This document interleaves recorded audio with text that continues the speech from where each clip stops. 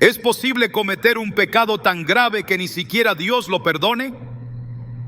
Esta es una de las preguntas más inquietantes que un creyente puede enfrentar.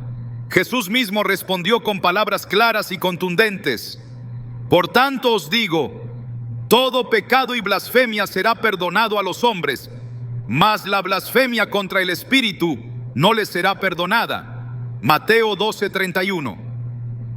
Esta declaración no solo revela la existencia de límites espirituales, sino que nos advierte sobre una realidad aterradora. Hay pecados que sellan la separación definitiva del alma con Dios. Hoy profundizaremos en el misterio de esos pecados imperdonables, revelando qué los hace tan graves y cómo evitarlos. Te mostraremos cómo identificarlos, entender su impacto eterno y qué dice la Escritura sobre quienes los cometen. Este es un mensaje urgente que todo creyente necesita conocer. ¿Estás listo para entender lo que Dios tiene reservado para ti? Cuando Jesús pronunció aquellas palabras en Mateo 12:31, no lo hizo como quien lanza una advertencia al viento, sino como quien revela el borde de un abismo espiritual. Por tanto os digo, todo pecado y blasfemia será perdonado a los hombres, mas la blasfemia contra el Espíritu no les será perdonada. Esa declaración, directa e inquebrantable, no ha perdido ni un ápice de su peso con el paso del tiempo. Al contrario, hoy retumba con más fuerza en los corazones que buscan sinceramente a Dios, pero que al mismo tiempo temen haber cruzado una línea invisible y fatal. ¿Es posible llegar a un punto donde el perdón ya no está disponible? ¿Puede un alma vivir de tal manera que, incluso con lágrimas y súplicas, el cielo permanezca en silencio? Las Escrituras no titubean al responder. Este pecado no es un error accidental, ni un momento de duda o confusión. No se trata de una caída que puede restaurarse con arrepentimiento. Lo que Jesús describe es un acto interior, profundo y deliberado. Rechazar, despreciar y atribuir al mal la obra misma del Espíritu Santo. Para entenderlo debemos observar con cuidado el contexto. Los fariseos, al ver a Jesús sanar y liberar, dijeron que lo hacía por poder de Satanás. No fue ignorancia lo que motivó sus palabras, fue soberbia. Fue una decisión premeditada de cerrar los ojos a la verdad, aunque la verdad estaba delante de ellos, encarnada en el Hijo de Dios. Hay una diferencia crucial entre caer y rebelarse. Pedro negó a Jesús 3 veces, pero su alma no estaba endurecida. Su corazón fue quebrantado, su llanto fue genuino. Judas, en cambio, aunque sintió remordimiento, ya había cruzado un umbral espiritual. No buscó restauración, sino que se arrojó al abismo de la desesperación. Esa diferencia es vital para entender el pecado que no se perdona. No es simplemente un acto, es un estado del corazón. Es el resultado de haber rechazado tantas veces la voz del Espíritu que ya no queda sensibilidad para responder. Es cuando el alma, después de tantas advertencias, se encierra en una oscuridad que se vuelve permanente. Hebreos 6:4-6 lo expresa con una seriedad estremecedora, porque es imposible que los que una vez fueron iluminados y recayeron sean otra vez renovados para arrepentimiento, crucificando de nuevo para sí mismos al Hijo de Dios y exponiéndole a vituperio. Este pasaje no habla de una caída común. Se refiere a aquellos que, habiendo conocido la verdad con claridad, deciden volver atrás con plena conciencia, como un acto de rebelión voluntaria. Aquí no hay ignorancia ni debilidad, sino desprecio por la gracia. Y es que el Espíritu Santo no es solo una figura teológica, es la voz de Dios que llama, que convence, que redarguye. Cuando el Espíritu habla, lo hace con una ternura que atraviesa el alma. Nos llama al arrepentimiento, nos muestra el pecado, nos guía a la verdad. Pero si esa voz es constantemente ignorada, silenciada y rechazada, llega un momento donde ya no habla más. No porque haya dejado de amar, sino porque el corazón ha dejado de oír. La Biblia lo ilustra con la historia de Faraón. Cada vez que Moisés hablaba, cada plaga que caía, era una oportunidad para rendirse a la voluntad de Dios. Pero en lugar de humillarse, Faraón endurecía más su corazón. Al principio él mismo decidía no escuchar. Después, Dios confirmó ese endurecimiento como juicio. Este es el misterio del libre albedrío y del juicio divino. Si alguien insiste en decirle que no a Dios, llegará un momento en que ese no se convierte en definitivo. No porque Dios lo haya abandonado primero, sino porque el alma decidió cerrar todas las puertas. Muchos se preguntan, ¿y si yo cometí ese pecado sin darme cuenta? La respuesta es simple y profundamente consoladora. Quien teme haber cometido ese pecado, no lo ha hecho. Porque el temor a haber ofendido al Espíritu es una señal de que su voz aún se escucha. El alma que ha blasfemado contra el Espíritu ya no siente temor ni culpa, ya no busca, ya no se quebranta. Su conciencia está cauterizada, como dice 1 Timoteo 4:2. Vive como si Dios no existiera, no porque lo haya olvidado, sino porque decidió no querer saber más de Él. Pero este mensaje no es solo para consolar a quienes temen. Es, sobre todo, una advertencia viva para quienes juegan con la gracia. La voz del Espíritu no puede ser usada como eco de nuestros caprichos. No podemos vivir como si siempre habrá otra oportunidad, como si el perdón fuera automático. La gracia es preciosa, pero no es barata. Fue comprada con la sangre del Cordero, y despreciarla no es un acto sin consecuencias. Hebreos 10:29 lo dice con palabras que cortan.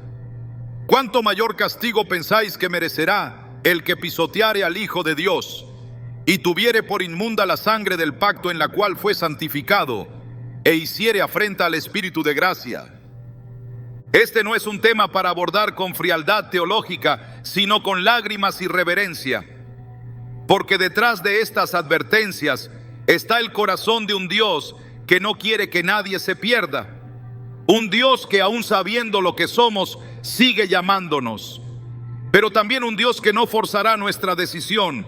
Él habla, Él advierte, Él toca. Pero si decidimos no responder, Él no violará nuestra voluntad. La puerta de la gracia está abierta, pero no estará abierta para siempre.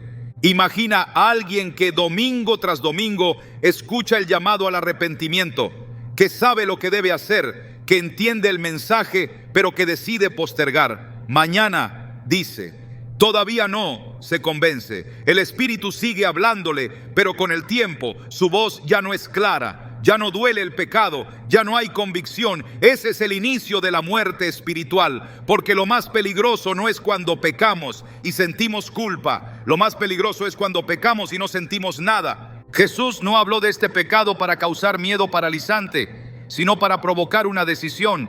Él sabía que muchos estarían cerca del reino, pero nunca entrarían.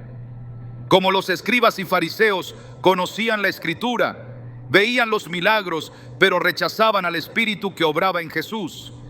Al decir que sus obras eran del diablo, no solo cometían una ofensa, estaban sellando su ceguera espiritual. Y ese es el gran peligro de hoy: ver la obra de Dios y atribuirla al mal. Escuchar la verdad y llamarla mentira, sentir la corrección del Espíritu y endurecerse aún más.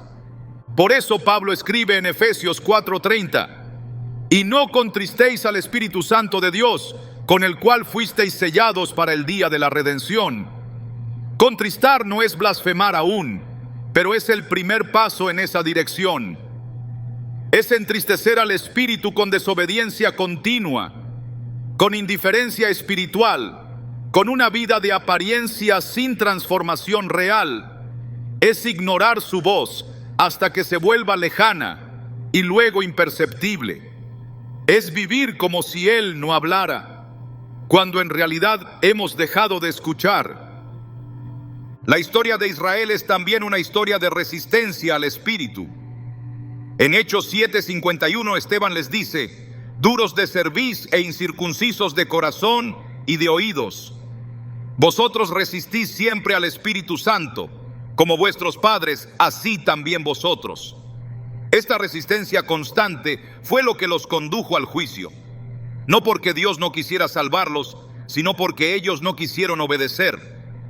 Hoy esa misma resistencia puede estar actuando en quienes escuchan este mensaje.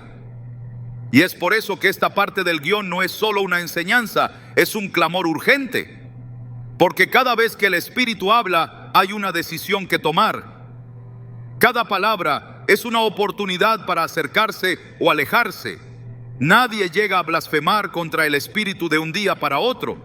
Es una cadena de rechazos que poco a poco apagan la luz. Es un corazón que, habiendo sido tocado, decide ignorar. Es una voluntad que, sabiendo lo que es correcto, decide no cambiar. Pero todavía hay esperanza. Mientras haya sensibilidad, mientras haya arrepentimiento, mientras el corazón se quebrante ante el pecado, la gracia aún llama. Isaías 55:6 nos dice: buscad a Jehová mientras puede ser hallado, llamadle en tanto que está cercano. Esta no es una invitación indefinida, es una urgencia divina. Es Dios diciendo: ahora es el momento, no mañana, no después, ahora. Y si hoy escuchas su voz, no endurezcas tu corazón. No permitas que el pecado te convenza de que tienes tiempo. No dejes que la frialdad espiritual se disimule con actividades religiosas. Porque el mayor peligro no está en lo visible, sino en lo interior. La blasfemia contra el Espíritu no es un grito de rebeldía externa, es un silencio interior que deja de responder. En este punto, no se trata de discutir si alguien puede perder la salvación o si este pecado es frecuente. Lo que importa es lo que el Espíritu está hablando hoy. Y si tu corazón aún responde, si hay convicción, si hay deseo de volver, entonces no es tarde. Pero si decides ignorar, si apagas esta voz una vez más, debes saber que estás jugando con lo más sagrado, la presencia misma de Dios. Este primer pecado, la blasfemia contra el Espíritu, no está primero por casualidad. Es el que marca el final del camino de la gracia. Es la línea que no se debe cruzar. Y es también el punto de partida para comprender por qué hay cosas que Dios no perdona. Porque no se trata solo de lo que hacemos, sino de lo que somos cuando decidimos no escuchar más. Hay un punto en la vida espiritual que una vez cruzado ya no tiene retorno. No se trata de una caída momentánea, ni de un error cometido por ignorancia, ni de un tropiezo bajo tentación. Lo que se describe en Hebreos 10:26 es mucho más profundo, más definitivo, más alarmante. El texto dice: si pecaremos voluntariamente después de haber recibido el conocimiento de la verdad, ya no queda más sacrificio por los pecados. Esta frase no está dirigida al pecador que nunca ha conocido a Dios, sino a quien lo conoció y decidió apartarse por voluntad propia. No se trata de debilidad, sino de rechazo. No es ignorancia, es traición. Y la consecuencia no es corrección ni disciplina, es juicio sin redención. En los primeros días de la iglesia, los creyentes sabían lo que implicaba seguir a Cristo.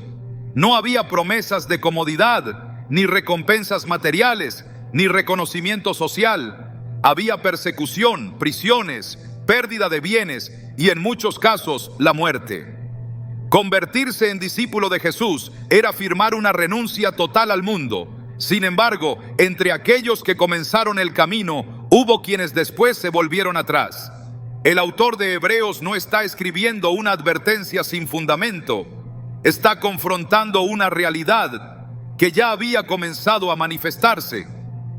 Personas que una vez habían sido iluminadas, que habían saboreado el don celestial, que habían participado del Espíritu Santo, habían abandonado la fe. El capítulo 6 de Hebreos, versículos 4 al 6, lo expresa con una claridad que estremece. Porque es imposible que los que una vez fueron iluminados y gustaron del don celestial y fueron hechos partícipes del Espíritu Santo y recayeron, sean otra vez renovados para arrepentimiento. Aquí no se habla de quienes estuvieron cerca de creer. Se habla de quienes conocieron, probaron, participaron y luego voluntariamente se alejaron. Esta apostasía no es un cambio de opinión ni una lucha interna, es una decisión deliberada de rechazar a Cristo después de haberlo conocido. Es un desprecio consciente a la sangre del pacto. Es volver la espalda al Salvador con pleno conocimiento de lo que eso significa. Judas Iscariote no fue un extraño para Jesús. Caminó con él, escuchó sus enseñanzas, vio sus milagros, compartió la intimidad de sus momentos. Sin embargo, su corazón no fue transformado. Judas no cayó accidentalmente. Su traición fue premeditada, planeada, ejecutada con frialdad. Entregó al Hijo del Hombre por unas monedas, con plena conciencia de quién era Jesús. Su final fue trágico, no por el acto en sí, sino por lo que representaba, el rechazo voluntario y definitivo de la verdad. Su historia está allí, no como excepción, sino como advertencia. En 2 Pedro 2, 20, 21, encontramos otra declaración firme y precisa. Ciertamente, si habiéndose ellos escapado de las contaminaciones del mundo, por el conocimiento del Señor y Salvador Jesucristo, enredándose otra vez en ellas son vencidos, su postrer estado viene a ser peor que el primero, porque mejor les hubiera sido no haber conocido el camino de la justicia, que después de haberlo conocido, volverse atrás del santo mandamiento que les fue dado. Este pasaje desmantela la idea de que todo aquel que ha conocido a Cristo está eternamente seguro sin importar su camino posterior. Hay un punto en el que el conocimiento de la verdad se convierte en testimonio de condenación, no de salvación. El pecado de la apostasía no es solo volver al mundo, es hacerlo sabiendo exactamente lo que se está rechazando. La gravedad de este pecado radica en el nivel de luz que se ha recibido. Mientras más profunda es la revelación, más terrible es el rechazo. Jesús dijo en Lucas 12:47, aquel siervo que conociendo la voluntad de su Señor, no se preparó ni hizo conforme a su voluntad, recibirá muchos azotes. No todos los pecados son juzgados con la misma severidad. Hay una diferencia entre errar por ignorancia y rebelarse con conocimiento. El apóstata no camina en tinieblas, sino que ha apagado deliberadamente la luz. En el desierto, el pueblo de Israel fue testigo de la gloria de Dios como ninguna otra generación. Vieron el mar abrirse, el maná caer del cielo, la nube de día y el fuego de noche. Escucharon la voz de Dios desde el monte. Pero cuando llegó el momento de entrar a la tierra prometida, decidieron no creer. No fue una duda aislada, fue un rechazo colectivo. En Números 14, Dios declara: ninguno de los que vieron mi gloria y mis señales, y me han tentado ya 10 veces, y no han oído mi voz, verá la tierra que juré a sus padres. Esta generación no fue destruida por sus enemigos, sino por su incredulidad voluntaria. Después de tanto ver y experimentar, escogieron no confiar, y por eso no entraron. Jesús mismo confrontó a quienes habían visto sus milagros, pero no creyeron. En Juan 12:37 se nos dice: pero a pesar de que había hecho tantas señales delante de ellos, no creían en él. Esta incredulidad no era simple ignorancia, era una negativa continua a reconocer lo evidente. Y en Mateo 11, 21, 24, él declara que el juicio de Sodoma será más llevadero que el de aquellas ciudades que vieron sus obras y no se arrepintieron. El principio es claro: cuanto mayor la luz, mayor la responsabilidad. Y cuando esa luz es rechazada con pleno conocimiento, el juicio es inevitable. El corazón humano no se enfría de golpe. La apostasía es un proceso progresivo en el que el alma se va alejando, la sensibilidad se va apagando y la obediencia se convierte en indiferencia. Al principio se justifica el pecado, después se tolera, luego se abraza. Finalmente, se rechaza la verdad que antes se amó. Este proceso es sutil, pero letal, y cuando culmina en una decisión firme de abandonar la fe, el alma se encuentra fuera del alcance del arrepentimiento. No porque Dios no quiera perdonar, sino porque el corazón ha perdido toda capacidad de arrepentirse. El apóstol Pablo en 1 Timoteo 4:1 advierte: pero el Espíritu dice claramente que en los postreros tiempos algunos apostatarán de la fe, escuchando a espíritus engañadores y a doctrinas de demonios. Esta apostasía no es una posibilidad lejana, es una realidad profetizada. Y no ocurre fuera de la iglesia, sino dentro de ella. Son personas que estuvieron en la verdad, pero que seducidas por el error deciden abandonarla. Y al hacerlo, entran en un terreno donde ya no hay sacrificio, solo una horrenda expectativa de juicio. Este pecado no debe ser confundido con la lucha espiritual genuina. Muchos creyentes atraviesan temporadas de dudas, de debilidad, de confusión. Pero mientras haya un anhelo de volver, mientras exista quebranto y deseo de obedecer, la puerta sigue abierta. La apostasía no es una batalla interna, es una declaración externa. Es mirar al Salvador a los ojos y decir: no quiero tu cruz, no quiero tu sangre, no quiero tu salvación. Es despreciar el único camino que puede rescatar al alma. El autor de Hebreos concluye su advertencia diciendo: horrenda cosa es caer en manos del Dios vivo. Hebreos 10:31. Esta no es una amenaza vacía. Es una realidad espiritual de tal magnitud que debería estremecer a cualquiera que la escuche. Dios es amor, pero también es fuego consumidor, y cuando su gracia es pisoteada, su juicio se manifiesta con justicia. El apóstata no está simplemente alejado, está expuesto a una condenación que ya no tiene redención. Pero el propósito de esta advertencia no es solo condenar, es despertar. El mensaje de Hebreos fue escrito a creyentes que aún podían reaccionar. La llamada a la perseverancia es una invitación a mantenerse firmes, a no retroceder, a no dejarse arrastrar por la corriente del mundo. En Hebreos 10:39 se afirma con esperanza: pero nosotros no somos de los que retroceden para perdición, sino de los que tienen fe para preservación del alma. Esta es la línea entre la vida y la muerte espiritual, y cada día que uno camina en fidelidad, esa línea se reafirma. La apostasía voluntaria es uno de los pecados que Dios no perdona, no porque su poder sea limitado, sino porque el alma ha decidido rechazar el único medio de salvación. No hay otro sacrificio, no hay otro nombre, no hay otro camino. Rechazar a Cristo después de haberlo conocido es cerrar la única puerta abierta. Y después de eso solo queda la oscuridad. Esta parte del mensaje no es para atemorizar sin propósito. Es para resaltar la urgencia de una fe firme, obediente y perseverante. No hay seguridad fuera de la comunión con Cristo. La fidelidad no es una opción entre muchas, es la evidencia de una fe viva. Y en un tiempo donde muchos abandonan la verdad por conveniencia, la voz del Espíritu sigue diciendo: no retrocedas, no entregues lo eterno por lo momentáneo, no cambies la verdad por una mentira que solo lleva a la ruina. Porque el alma que ha probado la gloria y luego decide volver a las tinieblas, está dando la espalda a la única esperanza. Y esa elección, cuando es definitiva, cuando es consciente, cuando es voluntaria, es una sentencia pronunciada por la propia boca del hombre. Y Dios, en su santidad, la respeta. Hay un momento en la vida espiritual en el que el alma ya no llora, el corazón ya no se quebranta y la conciencia deja de acusar.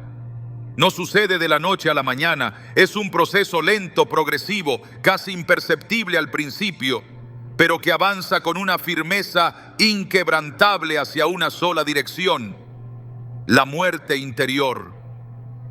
Cuando el pecado deja de producir dolor y comienza a ser tolerado, cuando lo que antes inquietaba ahora se justifica, cuando la voz del Espíritu se apaga y la voluntad ya no responde, se está en presencia de una realidad espiritual sumamente peligrosa. La repetición voluntaria del pecado, lejos de ser una debilidad sin consecuencias, puede conducir a un estado donde el arrepentimiento ya no es posible, porque el corazón ha sido endurecido más allá del retorno. En Proverbios 29:1 se encuentra una advertencia que no ha perdido su fuerza. El hombre que reprendido endurece la cerviz, de repente será quebrantado y no habrá para él medicina. Esa frase no describe una corrección aislada, sino una serie de advertencias rechazadas, una cadena de oportunidades despreciadas, un llamado persistente del cielo que ha sido ignorado hasta que el juicio cae sin remedio. Cuando alguien peca una vez y siente remordimiento, aún está bajo la influencia del Espíritu. Pero si peca de nuevo y otra vez, y luego muchas veces más, ese remordimiento comienza a desaparecer. El pecado repetido forma hábitos, y los hábitos crean una nueva manera de pensar, una nueva manera de sentir, una nueva manera de resistir a Dios.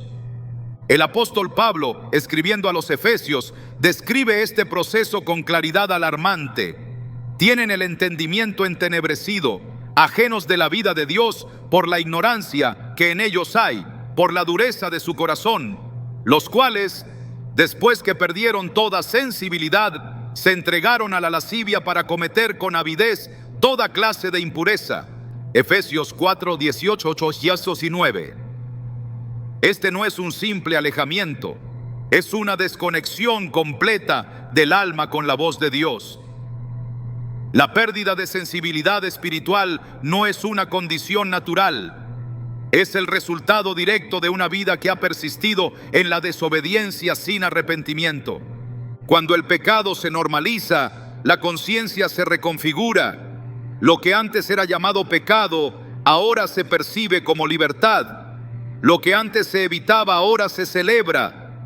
Lo que antes causaba vergüenza, ahora se justifica con razonamientos vacíos. Es entonces cuando la mente comienza a aprobar lo que Dios condena. Romanos 1 describe con solemnidad este descenso. En los versículos 21 al 24 se afirma que habiendo conocido a Dios, no le glorificaron como a Dios, ni le dieron gracias.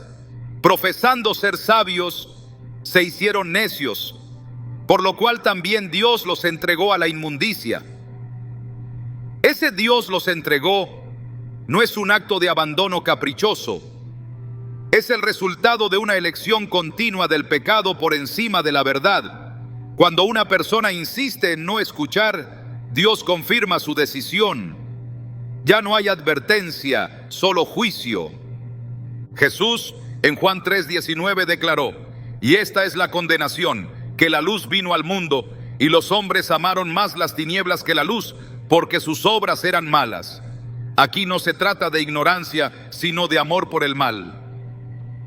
Cuando el corazón se enamora del pecado, ya no hay deseo de cambiar. La luz se rechaza, no porque no se entienda, sino porque se prefiere la oscuridad. Esta es la condición más trágica del alma: amar aquello que la destruye, buscar aquello que separa de Dios, persistir en lo que lleva a la perdición. El libro de Isaías, al confrontar a Israel por su rebelión, refleja una escena profundamente actual. En Isaías 39:10 se lee: porque este pueblo es rebelde, hijos mentirosos, hijos que no quisieron oír la ley de Jehová, que dicen a los videntes: no veáis, y a los profetas: no nos profeticéis lo recto, decidnos cosas halagüeñas, profetizad mentiras. Esta actitud no solo rechaza la verdad, sino que exige falsedad. El corazón que se ha acostumbrado al pecado no solo deja de temerlo, sino que exige que se le niegue su gravedad. Quiere ser tranquilizado, no confrontado. Busca comodidad, no transformación. El arrepentimiento genuino es un milagro del Espíritu. No es simplemente sentirse mal, ni tener miedo del castigo. Es una obra sobrenatural que quebranta el corazón, que despierta el alma, que abre los ojos. Pero cuando el pecado se vuelve hábito, el alma se vuelve inmune a ese milagro. Hebreos 3:13 advierte: antes exhortaos los unos a los otros cada día, entre tanto que se dice hoy, para que ninguno de vosotros se endurezca por el engaño del pecado. El pecado engaña, promete placer, pero entrega esclavitud, promete libertad, pero encierra. Y cuando se practica una y otra vez, produce un engaño más profundo, la ilusión de que todo está bien, de que no hay consecuencias, de que la gracia cubre lo que en realidad ha sido rechazado. No hay pecado que Dios no pueda perdonar, Pero sí hay pecadores que ya no pueden arrepentirse, no porque Dios no los reciba, sino porque ellos han perdido toda capacidad de volver. El arrepentimiento no es una técnica, es una respuesta del corazón tocado por el Espíritu. Cuando ese toque ya no es sentido, cuando la palabra ya no penetra, cuando la presencia de Dios ya no conmueve, el alma ha entrado en un terreno peligroso. La costumbre del pecado mata la sensibilidad, y sin sensibilidad no hay quebranto. Sin quebranto no hay arrepentimiento. Sin arrepentimiento no hay perdón. Jesús confrontó esta realidad en Mateo 13 al explicar por qué hablaba en parábolas. Citando a Isaías dijo: porque el corazón de este pueblo se ha engrosado y con los oídos oyen pesadamente y han cerrado sus ojos para que no vean con los ojos y oigan con los oídos y con el corazón entiendan y se conviertan y yo los sane. Mateo 13:15. Aquí no hay confusión, hay decisión. El pueblo cerró sus ojos, bloqueó sus oídos, endureció su corazón. No fue Dios quien los rechazó primero, fue el pueblo quien se negó a ver, a oír y a entender. Y como consecuencia, ya no hubo sanidad.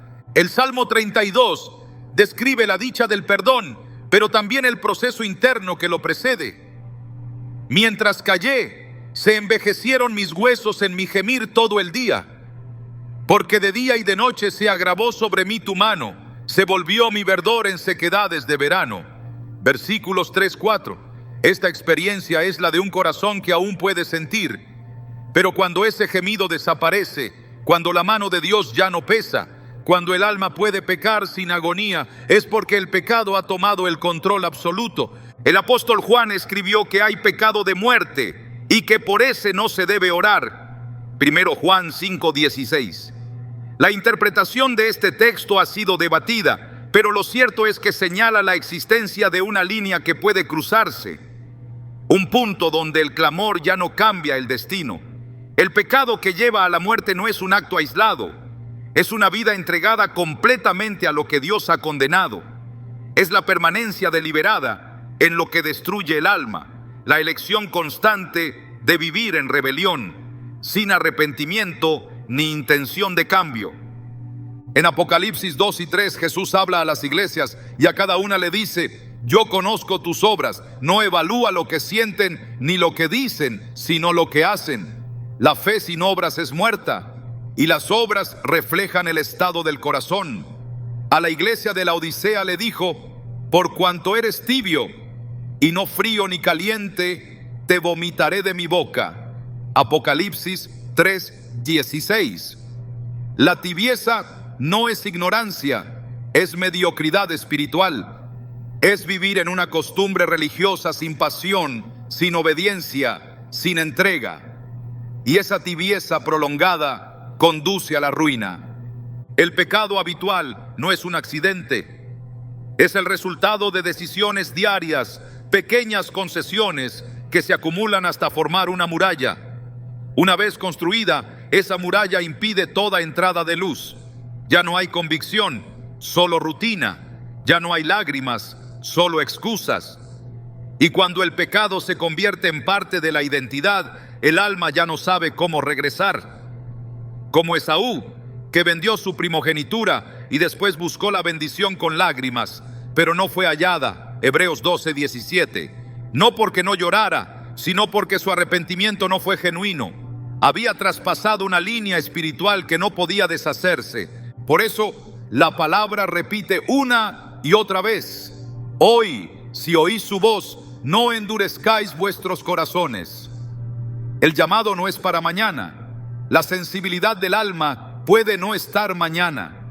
El deseo de arrepentirse puede no regresar. El espíritu no siempre contenderá con el hombre. Hay un día en que la paciencia termina y el juicio comienza. Por eso, mientras haya convicción, hay esperanza. Mientras el corazón aún se quebranta, hay redención. Pero si se persiste, si se calla la voz del Espíritu, si se justifica el pecado una vez más, puede llegar el momento en que el alma ya no quiera volver.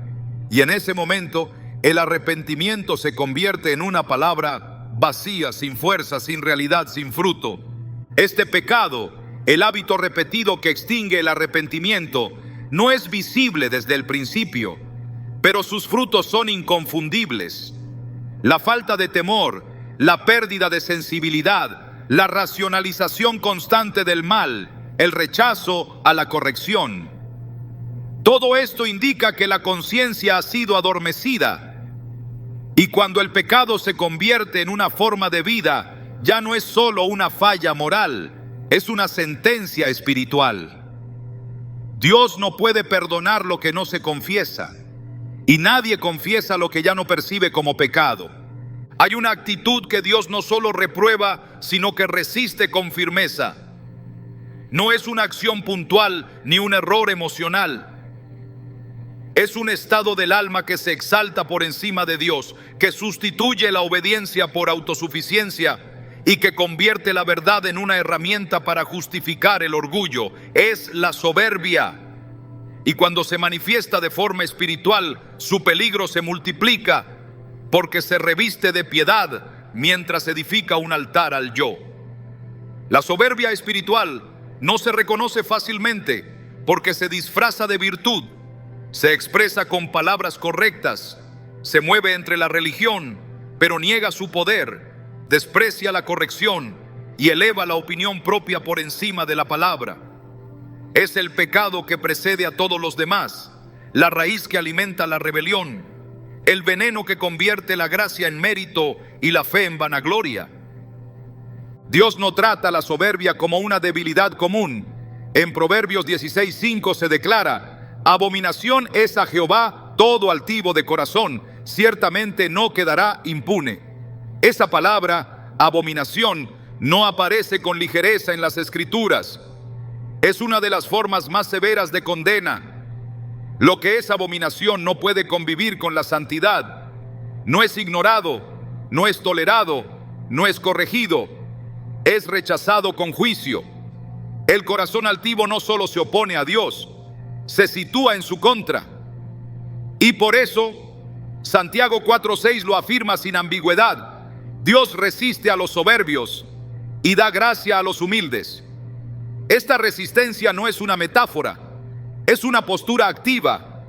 Dios mismo se opone, se enfrenta, detiene a quien se enorgullece en su interior. No es casual que el primer ser en rebelarse contra Dios lo hiciera movido por la soberbia. Isaías 14 describe con claridad lo que ocurrió en el corazón de Lucifer antes de su caída.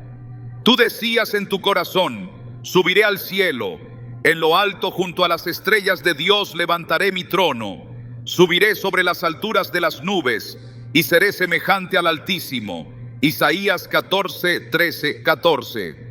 Este pensamiento no nació en un momento de debilidad, sino en una decisión consciente de exaltación personal.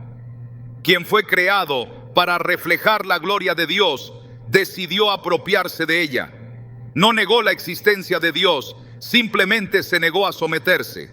Y esa actitud lo convirtió en el adversario. El pecado de Satanás no fue una acción externa, fue una convicción interna. Una convicción de que él podía ser como Dios, sin depender de Dios. Eso es soberbia. Jesús enseñó que el corazón del hombre es el lugar donde nacen los pecados más destructivos. En Marcos 7, 21, 22 lo expresó con total claridad: porque de dentro del corazón de los hombres salen los malos pensamientos, los adulterios, las fornicaciones, los homicidios, la soberbia, la insensatez. Allí, junto con los pecados que destruyen la carne, menciona la soberbia como una manifestación de insensatez espiritual. No es un simple exceso de confianza, es una ceguera del alma que impide ver la necesidad de Dios. Una de las razones por las cuales este pecado es tan grave es que bloquea el arrepentimiento. Mientras otros pecados pueden conducir al quebranto, la soberbia impide reconocer la necesidad de perdón. El soberbio no ve error en sí mismo, no busca consejo, no acepta corrección, considera que su posición, su entendimiento o su nivel espiritual son suficientes. Por eso Jesús confrontó con mayor dureza a los fariseos que que a las prostitutas o a los publicanos. A los primeros les dijo: el que se enaltece será humillado. Lucas 18:14. A los otros les ofreció entrada al reino, no porque sus pecados fueran menores, sino porque estaban dispuestos a reconocerlos. El fariseo que oraba en el templo se justificaba a sí mismo, se comparaba con los demás y se exaltaba por encima del publicano. Su oración no era súplica, era autoafirmación. En cambio, el publicano ni siquiera alzaba la vista y solo decía: Dios, sé propicio a mí, pecador. Y Jesús concluyó: os digo que éste descendió a su casa justificado antes que el otro. Lucas 18:14. Esta escena revela el corazón de Dios. La justicia no es otorgada a los que creen merecerla, sino a los que la suplican con humildad. El profeta Abdías dejó una sentencia irrefutable: la soberbia de tu corazón te ha engañado. Abdías 1:3. No hay engaño más letal que aquel que proviene del interior. El alma que se cree elevada ya no necesita mirar hacia arriba. Se basta a sí misma. Confía en sus obras, en su entendimiento, en su reputación espiritual. Pero el camino del reino exige lo contrario. Jesús dijo que el mayor en el reino es el que se hace como niño, el que se vacía, el que depende, el que no presume. El libro de Proverbios repite en distintas formas una misma verdad: antes del quebrantamiento es la soberbia. Proverbios 16:18. Esta relación entre soberbia y caída no es un accidente, es una secuencia inevitable. La altivez ciega al alma, endurece el corazón y precipita la ruina. Aquel que se enaltece no está subiendo, está cayendo, aunque no lo sepa. La historia de Nabucodonosor en el libro de Daniel es una lección viva de lo que la soberbia espiritual puede provocar. Este rey poderoso, que había visto la mano de Dios en sueños, señales y profecías, decidió atribuirse la gloria del imperio. Caminando en su palacio dijo: ¿no es esta la gran Babilonia que yo edifiqué con la fuerza de mi poder y para gloria de mi majestad? Daniel 4:30.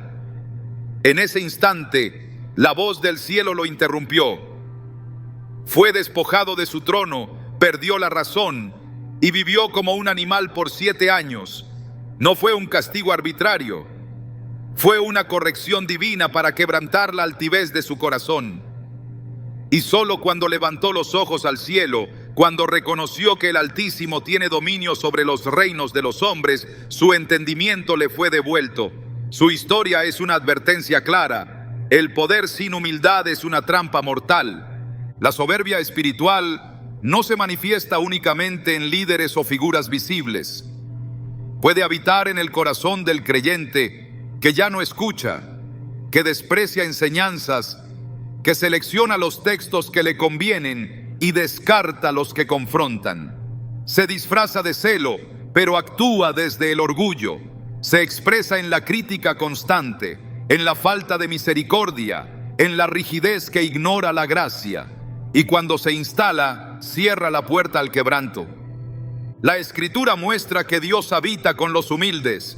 Isaías 57:15 dice: yo habito en la altura y la santidad, y con el quebrantado y humilde de espíritu, para hacer vivir el espíritu de los humildes y para vivificar el corazón de los quebrantados. La soberbia excluye de ese lugar. El altivo no puede ser vivificado porque no acepta que está muerto. No puede ser levantado porque no se ha postrado.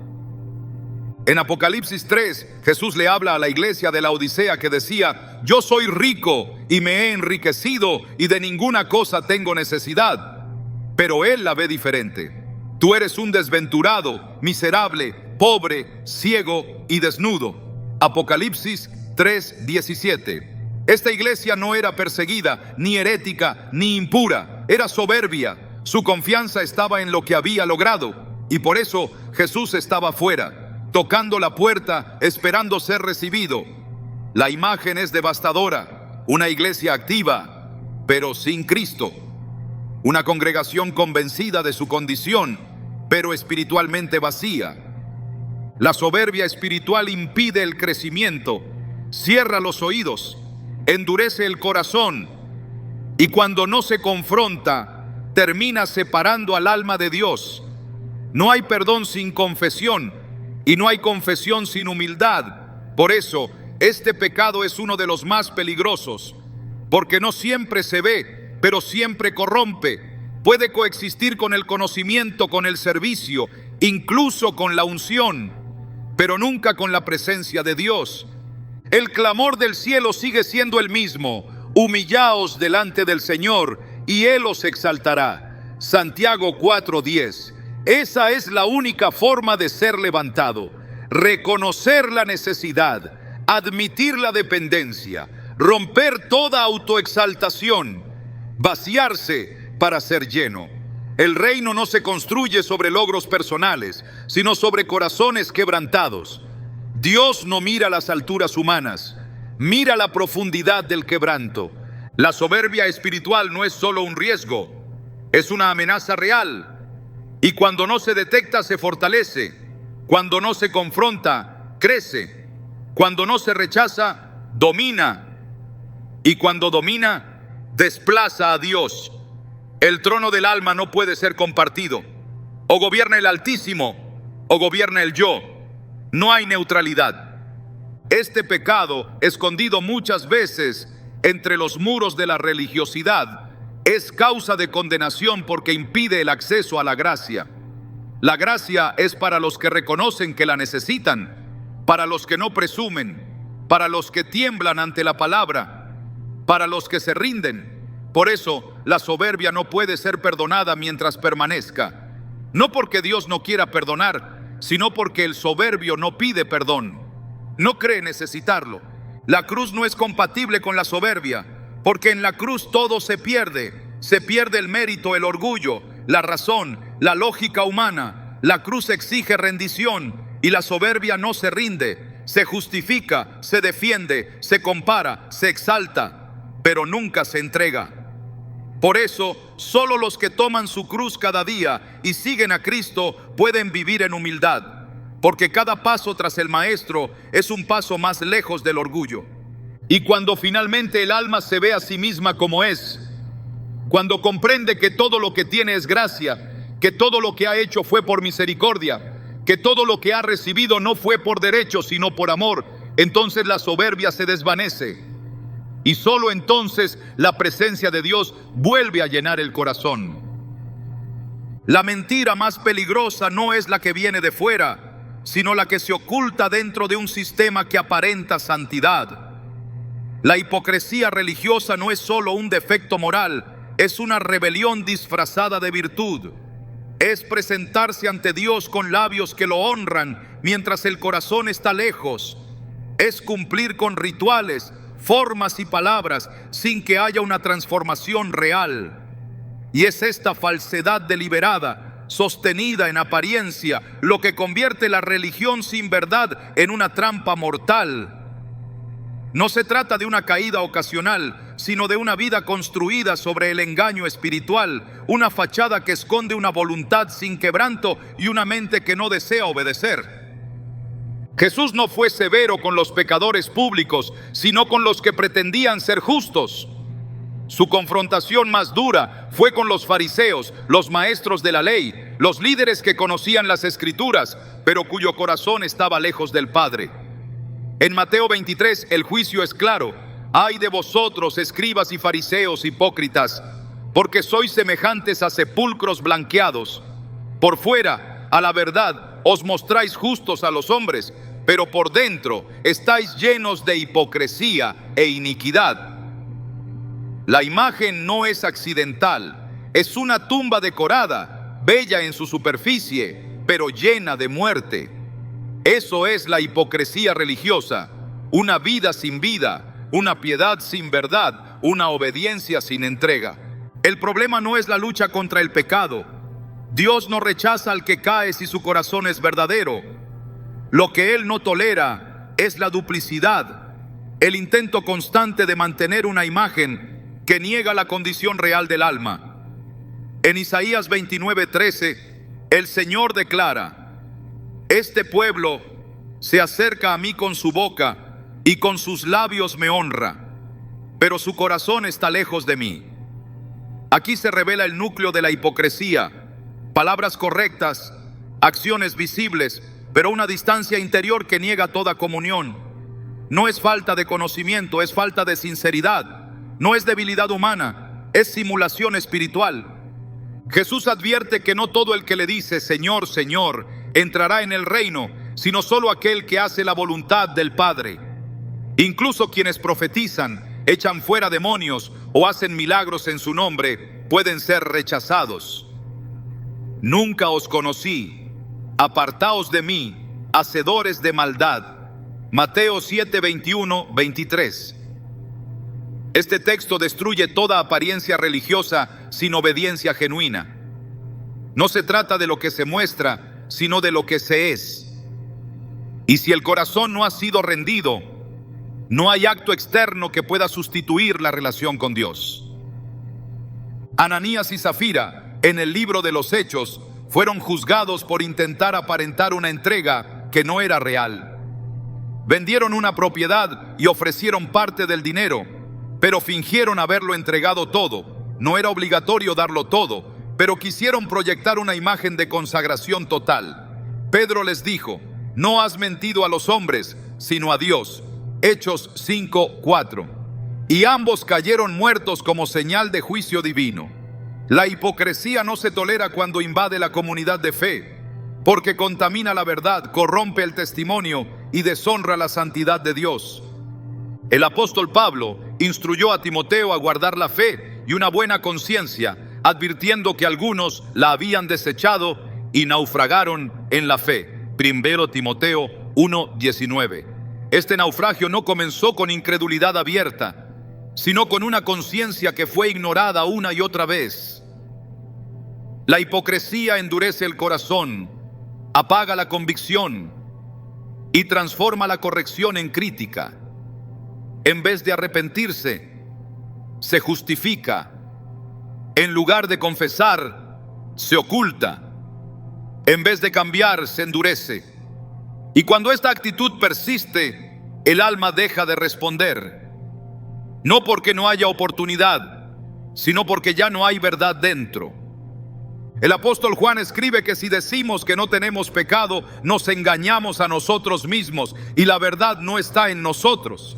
Pero si confesamos, Él es fiel para perdonar y limpiar. 1 Juan 1, 8, 9. Esta es la diferencia crucial. La confesión abre la puerta al perdón. La negación consciente del pecado, sostenida por la imagen religiosa, cierra esa puerta. No hay perdón donde no hay verdad. No hay limpieza donde no hay reconocimiento. Y la hipocresía cancela el acceso a la gracia porque niega la necesidad de ella. Israel, a lo largo de su historia, cayó repetidamente en este pecado. Cumplían las fiestas, ofrecían los sacrificios, pero sus corazones estaban endurecidos. Dios llegó a decir: abominé vuestras solemnidades, no me traeréis más vana ofrenda. Isaías 1:13. Lo que Dios rechaza no es el acto en sí, sino la falsedad detrás de él, el culto vacío, la obediencia sin devoción, la práctica sin quebranto. Todo eso es repulsivo a su santidad, porque Dios no busca rituales, busca verdad en lo íntimo. La hipocresía religiosa no solo engaña a los demás, engaña al propio alma. Se convence de estar bien, de caminar en la voluntad de Dios, mientras todo está desconectado por dentro. Esa ilusión de espiritualidad es la trampa más peligrosa, porque da una falsa seguridad, porque calma la conciencia, porque adormece el espíritu. Pero el juicio viene no sobre lo que se aparenta, sino sobre lo que se es. Por eso Jesús dijo: por sus frutos los conoceréis. Mateo 7:20. Y el fruto de la hipocresía es la esterilidad espiritual, la falta de transformación, la dureza de corazón. Este pecado no se limita a los líderes religiosos. Puede esconderse en cualquiera que asista, cante, sirva y aún así no viva en comunión con Dios. Puede habitar en quien predica, pero no se examina, en quien ora, pero no obedece, en quien enseña, pero no se somete. La religión sin transformación es una máscara. Y detrás de esa máscara, el alma se pierde lentamente, sin saber que se aleja cada vez más de la presencia de Dios. Lo más grave de la hipocresía religiosa es que impide la obra del Espíritu, porque Él no habita donde no hay verdad. Jesús dijo que el Padre busca adoradores que le adoren en espíritu y en verdad. Juan 4:24. No basta con una forma externa, no basta con una emoción pasajera. Dios busca verdad, y donde no la encuentra, se retira. La hipocresía es la negación de esa verdad. Es vivir en una mentira, construir una fe aparente sin sustancia, sin profundidad, sin realidad. Por eso, la advertencia es clara: el que encubre su pecado no prosperará, pero el que lo confiesa y se aparta alcanzará misericordia. Proverbios 28:13. La hipocresía no puede ser tratada con medias tintas. Debe ser expuesta, confesada y abandonada. Porque si se sostiene, si se defiende, si se alimenta, se convierte en rebelión. Y la rebelión no es compatible con el reino. Hay un momento en que la gracia deja de ser una oferta y se convierte en testigo del juicio. Ese momento no lo define el cielo, lo define el corazón del hombre, cuando, habiendo recibido la luz, decide rechazarla con conocimiento de causa. No se trata de una duda pasajera ni de una búsqueda incompleta. Se trata de una decisión plena, informada, deliberada. Rechazar a Cristo no es simplemente no creer en Él, es hacerlo habiéndolo conocido, habiendo escuchado su voz, habiendo visto su obra, habiendo probado su verdad, y aún así preferir las tinieblas. Este rechazo no es una ignorancia excusable, es una rebelión total. Jesús dijo: el que cree en Él no es condenado, pero el que no cree ya ha sido condenado, porque no ha creído en el nombre del unigénito Hijo de Dios. Juan 3:18. La condenación no espera al final. Comienza en el mismo instante en que la verdad es desechada. El Evangelio no deja espacio neutro. No existe la zona intermedia entre aceptar o rechazar al Hijo. Y cuando la decisión es definitiva, cuando el rechazo se arraiga en el alma, la puerta se cierra. No porque Dios haya cambiado, sino porque el corazón ha pronunciado su sentencia. El libro de Hebreos vuelve a levantar la advertencia con palabras que no admiten ambigüedad. ¿Cuánto mayor castigo pensáis que merecerá el que pisoteare al Hijo de Dios y tuviere por inmunda la sangre del pacto e hiciere afrenta al Espíritu de gracia?